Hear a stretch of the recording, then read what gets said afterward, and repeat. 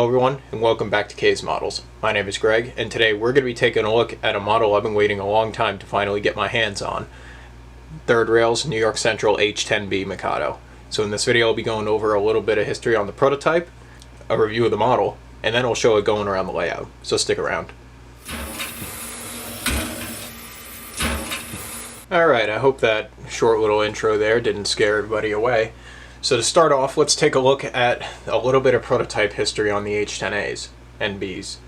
So the H-10As began delivery in about 1922, with about 190 being built for the New York Central. They would be scattered around the system, with a lot of the subsidiaries getting a decent amount of them. Most notably, Michigan Central would get about 10. The Big Four would get 50. The B&A would get 7.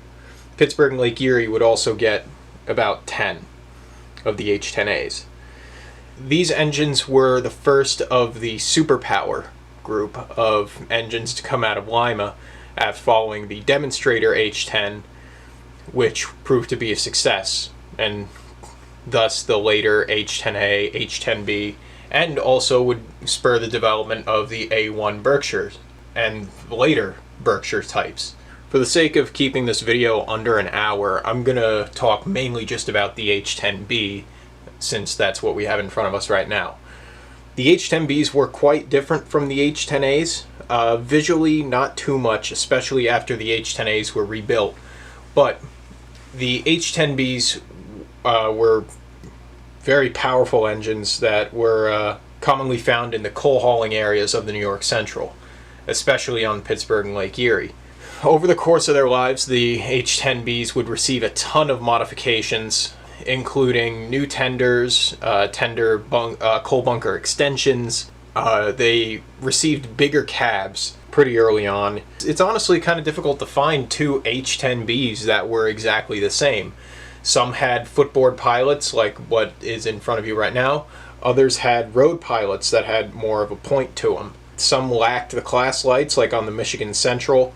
The Pittsburgh and Lake Erie would end up buying 10 more H-10Bs from the New York Central near the end of steam due to a power shortage, and rebuild them and give them tons of modifications that made them very special. And that was one of the more popular classes of the H-10B, with the all-weather cab and the big coal board tender. 90 H-10Bs would be built by both Lima and Alco for the New York Central, being delivered in 1924. The H-10B was considered the evolution of the H-10A, including many modifications made to the H-10A over their careers, and also just being a sleeker looking engine, which I know is kind of saying something considering the mess of pipes on the front of these things, but I think that's what makes them cool. The H-10Bs would go on to serve pretty solid service lives, hauling coal and other heavy freight out west, before they would eventually be retired. Like mentioned before, some would survive later on the Pittsburgh and Lake Erie due to a power shortage. However, a majority of them were actually retired kind of early on due to how much coal these things consumed, with the smaller Mikado classes, notably the H5s, 6s, and 7s, soldiering on for a little while longer. No H-10 Mikados of any of the subclasses were preserved. There was one tender that hung around for a while into Conrail on a maintenance of way train, but I'm fairly certain that got scrapped. As of right now, all I really know that exists of H-10s is the Bell that I have, and there's a rumor the headlight to it is also out there somewhere. And as for any other pieces I'm not sure about, I'm sure somebody has a builder's plate or something out there.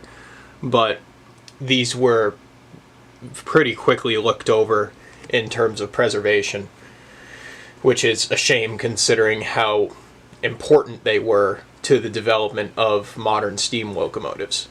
Now, as for the model, Third Rail announced these, I want to say, 6 years ago. And it kind of floundered in terms of order numbers, and I'm not exactly sure why. I guess it might have just been the timing of it, or the price of it, especially for what some people consider a medium engine. It was still about $2,200 to $2,400, especially after shipping.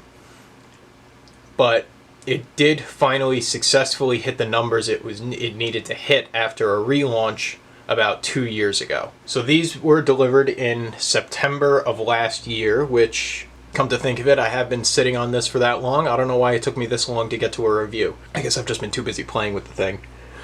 But either way, these engines are full brass. It's their first brass steam engine in quite a few years, and for a while I thought that this might end up being their last brass steam engine, until news from a week ago of them wanting to get back into brass with the N&W Molly and the SP Pacifics. So, I was a little worried that these were going to be like the last brass steam engine, and that's why these models were going to be very special in my opinion, besides me just being a big fan of the H-10. But I'm glad to see that ended up not being the case, and hopefully we'll see some more brass releases soon. Now, I believe there were less than 75 of these built. There weren't many of these built, and all of them sold out immediately after the delivery. So if you didn't order one, you didn't get one. Another thing is, even despite that, I've only seen about 2 other ones be posted on the internet. These came out and immediately vanished, which I was kind of both surprised and not surprised. The only 2 variants I've seen out there are, I saw the other number of this one, the New York Central H-10b, the Boston and Albany one, which was an H-10A, and then I also saw the green rebuilt Pittsburgh and Lake Erie H-10b.